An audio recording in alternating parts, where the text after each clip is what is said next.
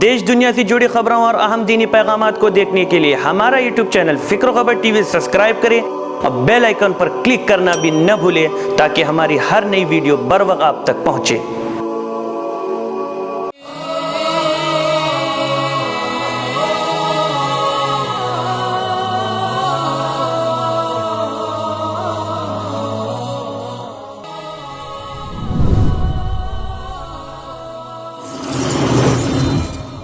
नाज़रीन अस्सलामु अलैकुम व रहमतुल्लाहि व बरकातुहू। मैं हूँ आपका मेज़बान और आप मेरे साथ देख रहे हैं फ़िक्र खबर की सच्ची बात।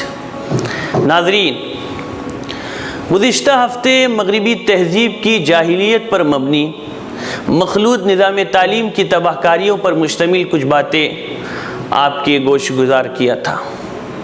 तो आइए इसी सिलसिले को आगे बढ़ाते हुए मज़ीद कुछ हक़ाइक़ और काबिल अमल बातें पेश करने की कोशिश करूँगा। नाज़रीन, मखलूत निज़ाम तालीम यानी को एजुकेशन से ये बात भी अब साबित हो चुकी है कि इससे तालीमी मेयार में बड़ी गिरावट पैदा हो रही है। इसलिए कि दुनिया का कोई भी निज़ाम या काम कामिल तवज्जो और मुकम्मल यकसूई के बग़ैर बहुस्न खूबी अंजाम नहीं पा सकता। यही मामला तालीम का भी है कि उसके हुसूल के लिए भी कामिल तवज्जो और मुकम्मल यकसूई बेहद ज़रूरी है। जबकि मखलूत निज़ाम तालीम के इदारों में ज़ेर तालीम तलबा में सबसे बड़ी कमी इसी ज़हनी यकसूई की होती है। वो सिन्फ़ मुखालिफ की तवज्जो हासिल करने के लिए अपने को खूब से खूब तर बनाने की फ़िक्र में रहते हैं, जिसकी वजह से उन्हें ज़हनी यकसूई बिल्कुल हासिल नहीं हो पाती और इसका नतीजा तालीमी मेयार की पसमानदगी और गिरावट की शक्ल में ज़ाहिर होता है। चंद साल कबल फ्रांस की एक सरकारी रिपोर्ट मंजर आम पर आई, जिसके कुछ अहम नुकात यूँ थे कि 15 साल की रिसर्च सर्वे रिपोर्ट्स की रोशनी में ये बात सामने आई है कि मखलूत तालीमी इदारे लड़कियों के लिए दरअसल शिकारगाहें हैं। उन तालीमी इदारों के माहौल और मर्द व ख़वातीन के लिए आज़ादाना इख्तिलात के ज़्यादा मौक़े मिलने से जिनसी तशद्दुद के वाक़यात में तशवीशनाक इजाफ़ा हुआ है। मखलूत तालीमी इदारों के माहौल ने तालीमी गिराव को नाकाबिल तलाफ़ी नुकसान पहुँचाया है। तलबा की तालीम ज़्यादा मुतासिर हुई है और उनके फ़ेल होने की शरह में कई गुना इजाफ़ा हुआ है। फ्रांस की वज़ारत तालीम के मुताबिक साल 2000 में 11 लाख शिकायत मौसूल हुई, जिनमें से 4000 जिनसी तशद्दुद की शिकायत थी। जबकि इसके अलावा फ़क़रेबाज़ी, छेड़छाड़, मोबाइल फ़ोन के ज़रिए हरासा करने की शिकायत हज़ारों में है। और उसी रिपोर्ट में ये भी कहा गया था कि इस्लाम ने मसला समझने और सुलझाने में ज़्यादा महारत का सबूत दिया है। नाज़रीन, मग़रिब और यूरोप जहाँ सबसे पहले इस निज़ाम तालीम को नाफिज किया गया, वहाँ की नौजवान नस्ल का तो अब हाल ये है कि वहाँ की स्कूलों और कॉलेजेस में ज़ेर तालीम 80 से 90% तालिबात तालीमी साल के इख्तिताम तक मुतअद्दिद मरतबा अपने हमदर्द लड़कों के साथ जिनसी ताल्लुकात कायम कर चुकी होती है। और ये भी गौर करने की बात है कि 1970 के बाद से अमेरिका में जैसे जैसे मखलूत तालीम में इजाफा हुआ है, नौजवान लड़कों की ख़ुदकुशी करने की शरह में भी 3 गुना इजाफा हुआ है।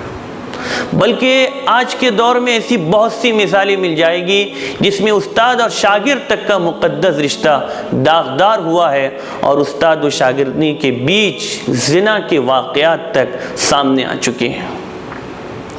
मर्दों ख़वातीन के लिए अलहदा स्कूलों की इफ़ादियत की इससे बड़ी क्या दलील हो सकती है कि अब ख़ुद मग़रिब में मर्दों और औरतों के अलहदा स्कूल फ़रोग़ पा रहे हैं। दुनिया के कई ममालिक में इस निज़ाम को अपनाया जा रहा है और उस निज़ाम को अपना कर उसकी इफ़ादियत को महसूस कर रहे हैं। इंग्लैंड में एक सर्वे रिपोर्ट के मुताबिक मखलूत तालीमी इदारों में पढ़ने वाले बच्चों के मुकाबले में अलग अलग स्कूलों में पढ़ने वाले बच्चों, खुसूसन बच्चियों का रिज़ल्ट ज़्यादा बेहतर होता है। नाज़रीन, इस्तक़बाल है सच्ची बात में। नाज़रीन, मखलूत तालीमी निज़ाम का ये भी एक बहुत बड़ा नुकसान है कि इससे ख़ानदानी निज़ाम भी तबाही व बर्बादी का शिकार हो चुका है। اس لیے کہ کسی بھی خاندان کی تشکیل میں عورت کا کلیدی رول ہوتا ہے۔ عورت اگر اپنے گھریلو ذمہ داریاں نبھاتی ہے تو خاندان کو غیر معمولی استحکام حاصل ہوتا ہے۔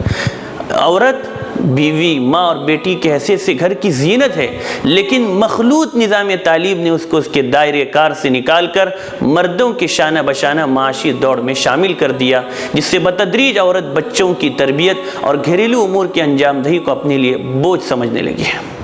اس رجحان نے خاندانی بنیادوں کو کھوکھلا کر کے رکھ دیا ہے۔ یہی وجہ ہے کہ مغربی ملکوں میں بغیر شادی کے جوڑوں میں بے تحاشا اضافہ ہو رہا ہے۔ مانی حمل دواؤں کا کثرت سے استعمال، اسقاط حمل، نیز حرام اولاد کی ولادت پر انہیں کوڑے دان کی نظر کرنا، یہ وہ ایسے مسائل ہیں جس سے آج مغرب خود پریشان نظر آ رہے ہیں۔ اس کے بعد اب نوجوانوں کی تعداد میں دن بدن کمی واقع ہوتی جا رہی ہے اور اس سے وہ بے حد پریشان ہیں۔ اسی کے ساتھ اس نظام کا سب سے خطرناک اثر طلبہ و طالبات کی صحت پر پڑتا ہے۔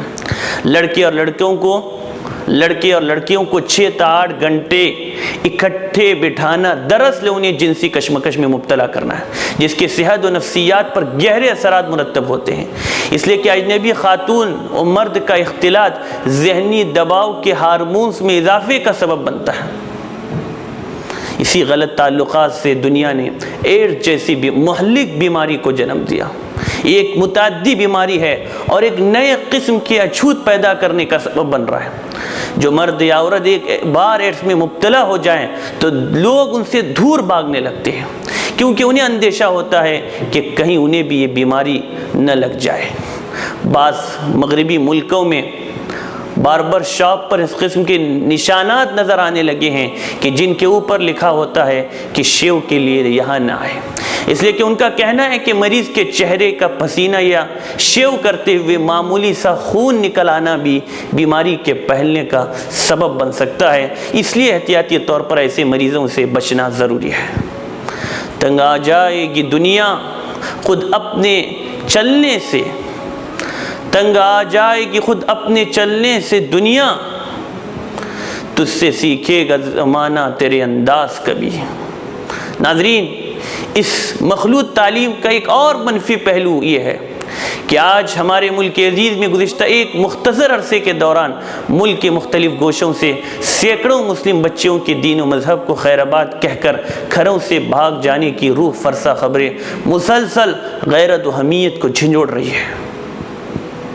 ناظرین، ہمیں یہ بات بھی سمجھنا بے حد ضروری ہے کہ مغرب نے مسلمانوں کو زیر کرنے یا انہیں صفحہ ہستی سے مٹانے کے بجائے تعلیم کے نام پر ان کی عقلوں اور مزاجوں کو مسخر کرنے کا کام کیا ہے، جس کے ذریعے وہ ایسی نسل تیار کرنا چاہتا تھا جو رنگ و نسل کے اعتبار سے اگرچہ مسلمان ہو مگر افکار و نظریات کے اعتبار سے پوری طرح مغربی فکر سے نہ صرف متفق ہو بلکہ ایک قدم آگے بڑھ کر اس کے داعی ہو۔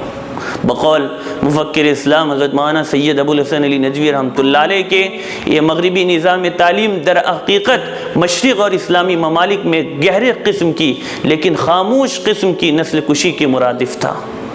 عقلاء مغرب نے ایک پوری نسل کو جسمانی طور پر ہلاک کرنے کے پرانے اور بدنام طریقے کو چھوڑ کر ان کو اپنے سانچے میں ڈھال لینے کا فیصلہ کیا اور اس کام کے لیے جا بجا مراکز قائم کیے جن کو تعلیم گاہوں اور کالجوں کے نام سے موسوم کیا۔